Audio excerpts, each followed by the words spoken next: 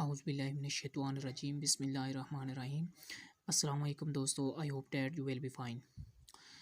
ये वीडियो उन दोस्तों के लिए है जिन्होंने कोरोना टाइगर फोर्स के लिए अप्लाई किया है, और मैं उनको बताने वाला हूँ कि वो किस तरह चेक कर सकते हैं कि वो इस कोरोना टाइगर फोर्स में रजिस्टर हुए या नहीं।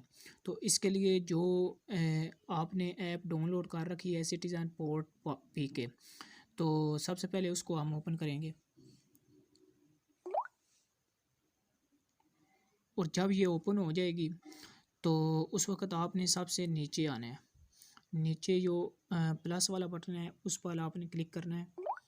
जब आप क्लिक करेंगे तो ऊपर बीकॉम में कोरोना रिलीफ टाइगर उस पर क्लिक करना है।